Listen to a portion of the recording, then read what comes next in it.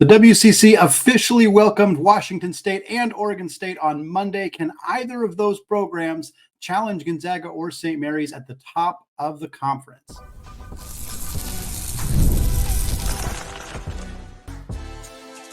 You are Locked On Zags, your daily podcast on the Gonzaga Bulldogs. Part of the Locked On Podcast Network, your team every day. What is going on, y'all? Happy Wednesday, and welcome into the Locked On Zags podcast, part of the Locked On Podcast Network, your team every day. I'm your host and longtime Gonzaga podcaster, Andy Patton, here to bring you news and updates on all things Zag athletics.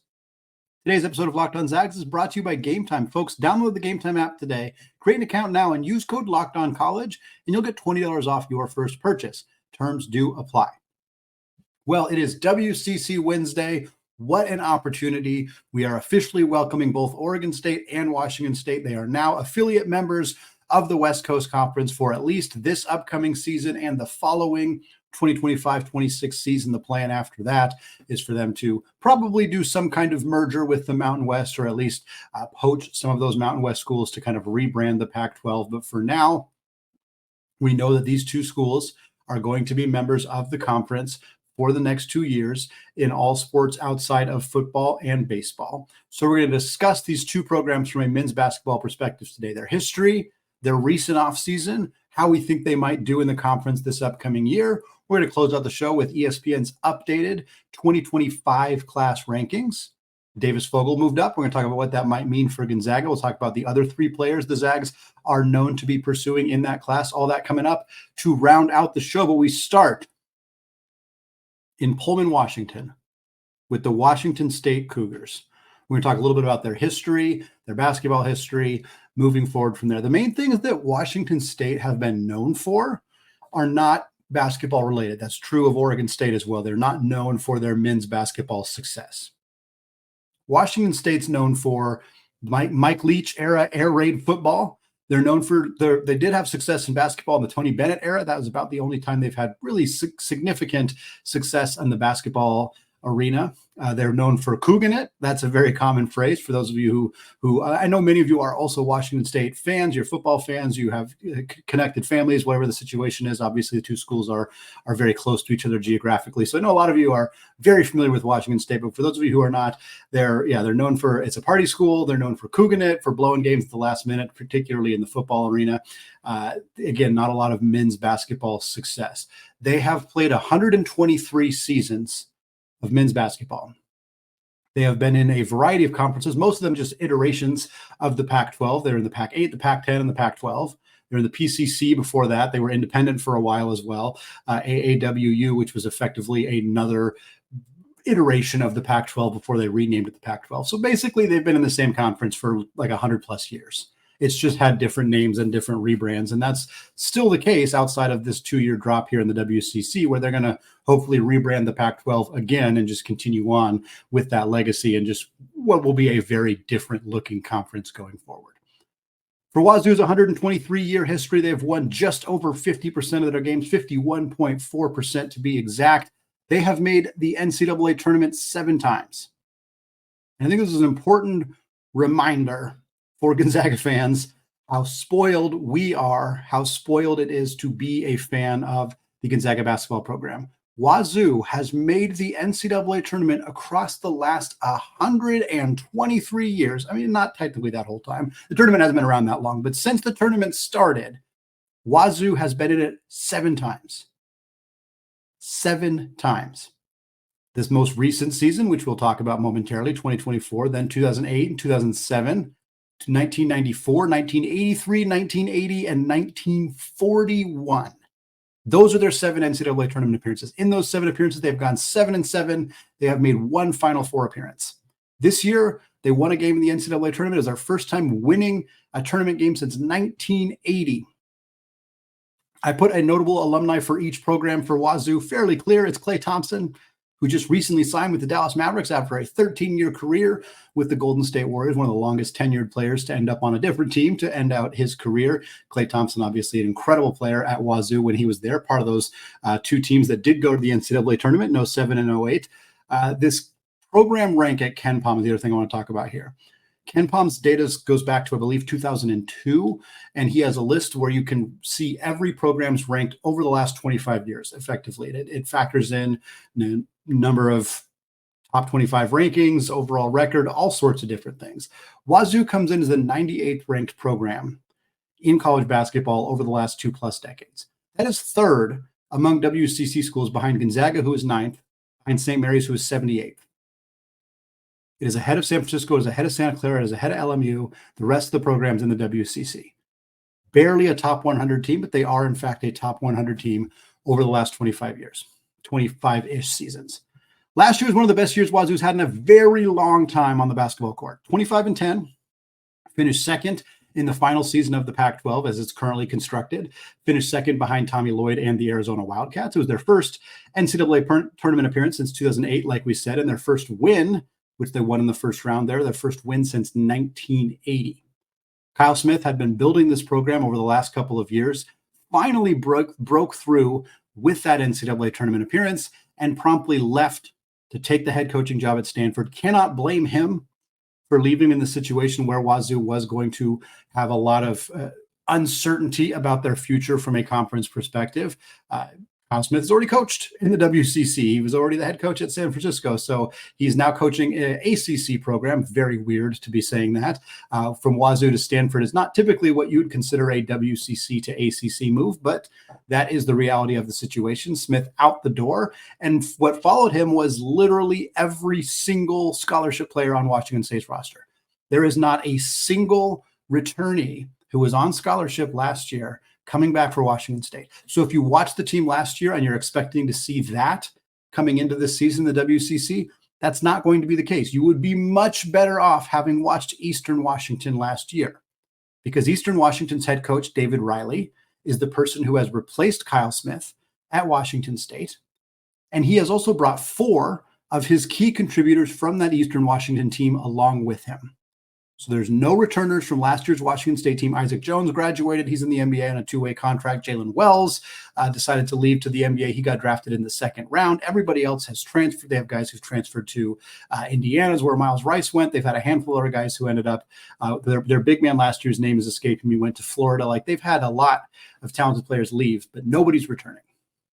But David Riley brings with him Dane Erickstrup, Cedric Coward, Lawan Watts, and Ethan Price, all coming over from Eastern Washington. To make a strong argument that that's the 4 of the 5 best players that were on Eastern's roster last year are coming with him to the WCC, to Washington State. We have seen coaches from, not just from the Big Sky, but very specifically from Eastern Washington, have success at their next stop, including coming directly into the WCC. Shante Leggins was the head coach at Eastern Washington. He took the head coaching job at Portland, replacing Terry Porter. He brought talented players with him, including Tyler Robertson, who just finished up his career this last year. And Portland was good in his first year. They have struggled since then.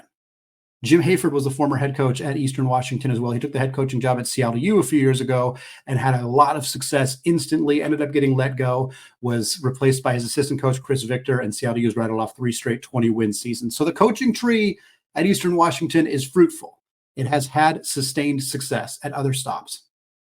Very interested to see how David Riley does moving down to Pullman, taking this program into the WCC, what that might look like.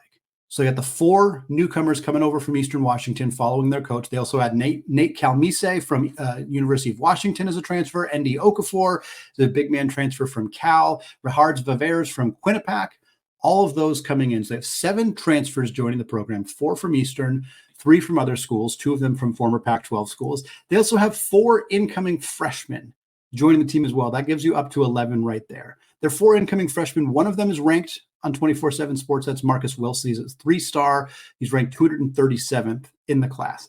The other 3 are unranked. One of them's from Idaho, Case Winnott.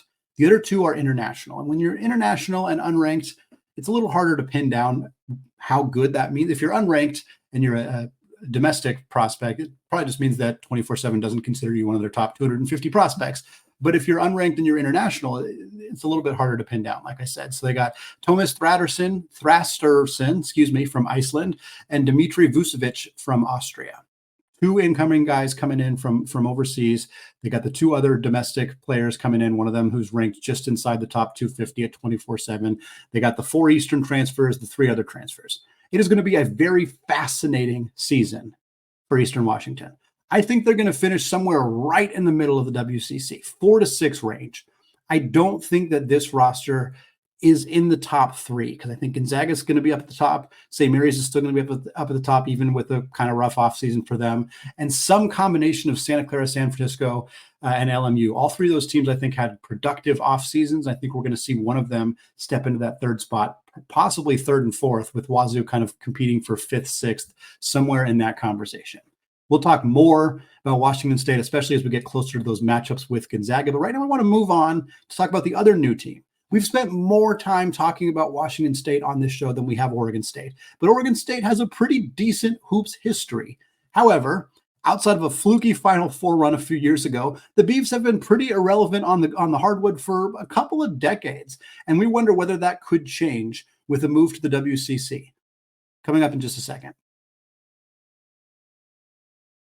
Right after I tell you all about today's sponsored Gametime. Folks, it is the middle of minor league baseball season. It is a fantastic time when the weather is right to go grab some snacks and head out to the ballpark. I live about 10 minutes away from a minor league baseball stadium, the Hillsboro Hops, and I love being able to make a last minute decision of, hey, let's head to the ballpark today. And that's why I use Gametime, because genuinely the prices on Gametime, they actually go down the closer it gets to first pitch. So with their killer last minute deals, they're all in prices, their views from the seat, and the lowest price guarantee. Gametime takes the guesswork out of buying tickets. And if you're somebody who's concerned about getting fake tickets or just buying from a third-party app you're not familiar with, one of the nice things about Gametime is they have the most flexible customer service policy in the entire ticketing industry. I love having that peace of mind with Gametime. So take the guesswork out of buying tickets with Gametime. Download the Gametime app now, create an account, and use code LOCKEDONCollege, and you'll get $20 off your first purchase. You want to go to a minor league baseball game, 2 of you, $25? Download Gametime, use code LOCKEDONCollege. You get 2 tickets for $5. Create an account, redeem code LOCKEDONCollege for $20 off. Terms do apply. Download the Gametime app today. Last minute tickets, lowest prices, guaranteed. All right, folks, segment 2, still Andy Patton, still Locked On Zags podcast. And we're still talking about the 2 new teams officially in the WCC as affiliate members, Washington State and Oregon State. July 1st was the date that they have joined the WCC for the next 2 seasons. We talked about Washington State, their history, their recent offseason, losing all of their scholarship players, replacing their coach with David Riley. Want to have that same conversation talking about Oregon State as well. Located in Corvallis, Oregon, about an hour and a half-ish south of Portland. They're known primarily for their baseball success. They've won national championships at the baseball level. They were particularly dominant in like the mid-2000s. They had some fantastic clubs at that time. Darwin Barney's was a Major League Baseball player. Jacoby Ellsbury was a Major League Baseball player. They have had continued success in the baseball area for decades. This has been a very, very good baseball program. They also are kind of an occasionally really good football program. Usually they're just kind of mediocre or okay, and then every once in a while they just have a fantastic, really good season where they're top 15. They're making Fiesta Bowls. They're doing all sorts of stuff. They've had some great pros. Chad Ochocinco went to Oregon State. Like, they've had a lot of other really successful player. Brandon Cooks is another one. Known primarily for up and down football success, sustained baseball success, basketball. They're known for this random Final Four they went on a couple of years ago, but really, by and large, men's basketball has not been an area that Oregon State has made a lot of headlines. Like Washington State, they've been around for 123 seasons.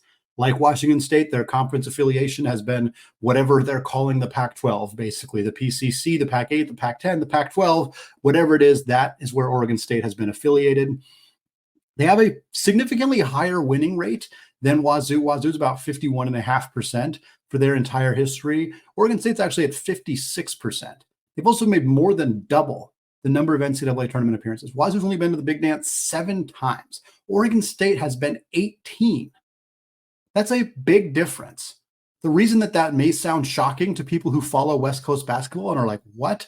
Is because almost none of it has been recently. 8 of Oregon State's 18 NCAA tournament appearances came in the 1980s. From 1980 to 1990, they made 8 out of 10 NCAA tournaments. They have made 10 other NCAA tournaments in the rest of the program's history. They have only made 2 since 1990, the year that I was born, when Gary Payton, we talk notable alumni, we talked Klay Thompson for Wazoo, Gary Payton, who was recently at Hoopfest, by the way, over in Spokane over this last weekend.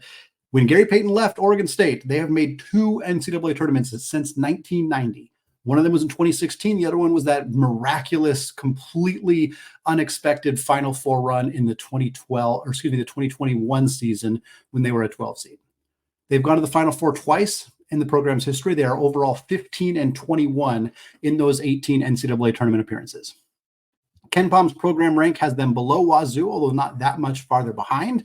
They're 112th, according to Ken Palm's data. That still puts them 4th in the WCC behind Gonzaga and Saint Mary's and Washington State, who is 98th, like we said. They come in at 112. San Francisco is like 116 right behind them. I think Santa Clara is like in the 120 area as well. So they're all kind of really close to each other right there. But Oregon State hasn't had much success in the college basketball landscape in the last 30, 35 years outside of that one kind of miracle run that they went on. And last year was more of the same. They were 13-19 overall, which is not good, but not terrible. They were 5-15 in the Pac-12, which is exceptionally bad, good for 12th place in the Pac-12, not where you want to be, although not unexpected at all. They've had some, I think a few years ago, they went 3-26 or something like that. This is a bad basketball program. Wayne Tinkle's the head coach, father of Ellie Tinkle, who played at Gonzaga and recently got married to Jeremy Jones. For those of you who are on Instagram, you probably saw tons of great pictures. A bunch of former Zags. Kyle Wiltshire was there. Rambakamis was there. Nigel Williams-Goss, Silas Melson, etc. All at the Ellie Tinkle, Jeremy Jones wedding. Wayne Tinkle, Ellie's father, head coach at Oregon State, has been there for a long time, has continued to keep his job mostly on the back of that incredibly bizarre Final Four run from 2021. But this team has not been good pretty much at all since then. 8 players from last year's roster hit the transfer portal. That includes Jordan Pope, their best player, who transferred to Texas, Tyler Bilodeau, who transferred to UCLA, etc. They do have some incoming guys coming in from the transfer portal. Matthew Marsh is a center from Wake Forest. They also had Parsifala, a center from Southern Utah, and a guard, DeMarco Minor from SIU Edwardsville. The top-ranked transfer that was in their class was Tyler Cochran, coming over from Toledo. But Tyler Cochran decided not to come to Oregon State after all, reopened his recruitment, and has now committed to Minnesota in the Big Ten. That is a tough loss for Wayne Tinkle and Oregon State. They got a couple of freshmen joining the program as well. Jaquavis Williford, a 3-star prospect who's 220th in the class rankings at 24/7 Sports. They also have an international player as well, unranked prospect from Denmark named Johan Munch. 2 freshmen coming in, 4 transfers coming in. They also, unlike Washington State, actually do have a handful of returners, not a lot of big-time contributors. The most notable one is Michael Rataj, who's coming in. I think he's going to be a junior next year. He averaged 8.5 points per game last year. They have 3 other guys coming back who all were sort of rotation players for the Beavs last year. Josiah Lake. Shout out Josiah Lake, by the way, Tualatin High School, same high school as me. 3.5 points a game last year. Jahan Craig, 2.7 points a game last year. And Thomas Dong, 1.8 points a game last year. So they got a couple guys coming back. They got a couple freshmen coming in. They got a couple transfers coming in. We'll see what it looks like. I think I think Oregon State's going to be in the 6 to 8 range in the WCC next year. I think if they finish outside of the top 7, if they finish 8th or 9th, that's a not good year. If you're Oregon State, like, you know that you have been one of the worst power conference programs in college basketball. Like, it's not a secret that they have been one of the absolute worst in the last couple of years. But if you can't get in the top 8 in the WCC, and look, we know the WCC is good. We know the WCC has more depth than people give them credit for. But this is a program that I don't know how much longer Coach Tinkle's leash is. I know he signed an extension through like 2027, but coaches get fired when they have extensions all the time. But I would think that not being able to place in the top 3/4 of the WCC, and again, not trashing the WCC, just saying that the perception for Oregon State's athletic department is probably not going to be very good. But again, you're also then having to hire a coach when you're in this kind of weird state where people don't really know your future. I think they're hoping that they can keep Wayne Tinkle on board until they rebuild the Pac-12 and they have a more kind of sustainable future in terms of conference realignment. Then they might be able to make a move there. But for that to happen, I think Tinkle's going to have to do at least okay in the WCC. And I would not be shocked if this team in this conference is in that 7-8 range. And if they're any lower than that, or even just on the bottom end of that range, I could see them being kind of forcing their hand to make a move. Well, that is going to be it in terms of introducing these two programs. We're going to talk more, of course. Gonzaga is going to play these two teams a combined 4 times at least this season. So we'll have a lot more conversations about that, what the rosters look like, matchups, all that good stuff. But I want to close out the show talking about ESPN's updated 2025 class rankings. It includes a bump for Davis Fogle, who we know was just on campus. We'll talk about that bump. We'll talk about what it means, whether we're going to hear a commitment anytime soon from Fogle, all that coming up in just a second.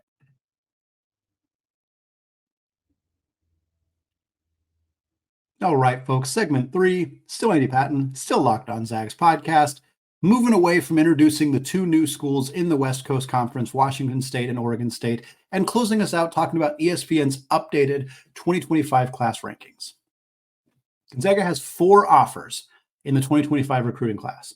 They are players we have talked about a whole bunch on this podcast. If this is your first time listening, you're going to be new to that. Welcome. I appreciate that. If this is your 5th, 8th, 12th, 15th time listening, anytime, you've probably heard me mention these 4 guys because we talk about them quite a bit here on Locked On Zags. Jalen Harrelson, Isaiah Harwell, Nick Kamenia, and Davis Fogle, the 4 players in that 2025 class that have offers from Gonzaga. Here's where they come in ESPN's updated rankings. We'll also talk about On3's composite rankings, which are updated to reflect ESPN's update. And then we'll talk a little bit about where Gonzaga is at in terms of recruiting each of these players. Starting with Jalen Harrelson. Harrelson is 9th in ESPN's top 100. That puts him 10th in On3's composite rankings. Rivals has him higher. Rivals has him 7th. ESPN, of course, has him 9th. On3 has him 14th, as does 24/7 Sports. Jalen Harrelson, among this group, very unlikely to be a Zag. He's scheduled official visits very recently. Indiana's in the mix. Auburn's in the mix. Notre Dame, Purdue, Michigan State. He had Gonzaga in his top 9, still has Gonzaga in his top 9, but they're one of the only schools in his top 9 that he has not scheduled a visit to. He's from Indiana. Most of the schools pursuing him are in the Indiana or Midwest area. I'd be very surprised. If he comes to campus, we may change our tune a little bit, but I'd be pretty surprised if he ends up in a Gonzaga uniform next year. On to the guys who are a little bit more likely. Isaiah Harwell is 13th on ESPN's top 100. That is the lowest that he is ranked among any of the 4 major recruiting services. He is 5th at On3, 8th at Rivals, 11th at 24/7, and down to 13 at ESPN. That puts him 9th in On3's overall composite rankings. And his odds, according to On3, have dropped a little bit of being a Gonzaga Bulldog. Now, they are still the lead. 32% is the odds that On3 lists for Isaiah Harwell to Gonzaga. Cal is now at 28%. The reason being, Isaiah Harwell just visited Cal. You saw, if you follow him on Instagram, you saw he posted pictures. He was on campus in Berkeley. He has a connection to the program. One of the assistant coaches is like a family friend, a close. We knew that Cal was going to be a player in this recruitment because Mark Madsen is a very good coach. He's a very good recruiter. He's been able to pull high-level talent to Cal. He was able to do it at Utah Valley prior to being at Cal. Cal is now also in the ACC, which means you can sell them on, hey, you get to compete against Duke, you get to compete against North Carolina, you get to play in this prestigious basketball conference. So I do think that Cal has that plus the family connection, I think, is going to help them, and certainly has made this more of a 2-man race between Gonzaga and Cal in this situation. But Harwell went to Wasatch Academy in Utah, same high school as Nolan Hickman. Those 2 guys are very close. We know that. We've seen them interact on social media. He visited a long time ago. He's from Idaho. He's close. It still feels like Gonzaga has a really good chance of landing Harwell here. But yeah, the longer it goes on, the fact that he had seemingly had a positive experience on his visit at Cal certainly makes it a little bit harder to know what's going to happen here. 2 more names. Nick Kamenia is 31st in ESPN's top 100. That makes him 29th in their composite rankings at On3. He is 29th according to both On3 and 24/7 Sports in their individual rankings. 31st at ESPN. He's 40th at Rivals. Comenia has been on Gonzaga's radar forever. He's been at the last two Craziness in the Kennel events, one as an unofficial visit, one as an official visit. He has talked glowingly about Gonzaga in the past. The staff has gone and seen him on the summer circuits at EYBL. They've saw him at Pangos. Like, they have continued to watch him and evaluate him and speak with him and interact with him and recruit him. But also USC's involved, UCLA's involved. He also has offers. These programs aren't necessarily super heavily pursuing him, but he has offers from North Carolina, got an offer from Kansas, Tennessee, Virginia, St. John's, Iowa, Oklahoma, UNLV. The list goes on and on and on. He's got a lot of offers, a lot of programs invested in him. Gonzaga has been in on him for a very long time, has a clear opportunity to get him playing time right away in 2025 because we know Ben Gregg's going to be gone. We know Michael Ajayi is going to be gone. We think it's possible that Graham Ike will be gone. There's playing time for him at the 4 or 3 right away. He's been on campus. He's familiar with the staff and all that stuff. So I still think Gonzaga's got a good shot here. But I know folks who have been following his recruitment for a long time are like, the longer it goes without hearing, the more concerned they start to get. And I understand that. But I do think Gonzaga has built a really good case for Comenia to consider coming to Spokane to start his college career. Last but not least, Davis Fogle, 38th on ESPN's Top 100, 43rd in the composite rankings, far and away the player with the most widespread between the 4 different recruiting services. 24/7 has him 33rd. ESPN, like we said, has him 38th. Rivals has him all the way down at 60. And then On3 has him at 81. Huge difference between how these recruiting services are evaluating Davis Fogle right now. Kind of understandable. He's played his high school basketball up to this point at Anacortes High School, a 2A school in Washington, very small high school. He's about to start playing at Compass Prep in Arizona, one of the prestigious basketball factory high schools in the United States. He also grew from 6'5" to 6'7". He was up and down at Pangos All-American Camp. He showed some really good shooting skills, some scoring ability, struggled to finish around the rim. Like, there's a lot of I could see how scouts could interpret Davis Fogle multiple different ways, but Gonzaga has been all over him. They have really intensely pursued him lately, and they rarely miss on this kind of thing. So he just completed his visit. As I'm recording this right now, and I think that's important to acknowledge, he has not made a commitment. It might not be that long until Davis Fogle commits to Gonzaga. I don't have any inside information. I can tell you that On3 gives Gonzaga a 98% chance of landing Davis Fogle. I can tell you that Davis Fogle wanted to go to Gonzaga. I can tell you that he went to camps when he was younger in middle school, early in high school, that this is a program that he has had interest in, and that when Gonzaga started to really show him interest, I think that has put it in a position where this may not be that long. He's got other interests from high-level programs. Nebraska's been in on him. He visited Nebraska. There's some other programs locally that are invested in him as well. But I would be pretty surprised at this point if Davis Fogle isn't a Zag by mid-July. I think is when we're probably going to see a commitment, if not sooner. It's going to wrap it up for me today here on the Locked On Zags podcast. Folks, thank you so much for making the show your first listen or your first watch of the day. We'll be back later this week, more conversation about recruiting, especially if we get any updates on recruiting. We'll talk Summer League. We'll talk Olympics. We'll talk Yvonne Ejim being on Team Canada. We will have all sorts of fun stuff coming your way later this week and later this month here on Locked On Zags. So don't go anywhere. I appreciate every single one of you. Thank you for listening. And until next time, as always, go Zags.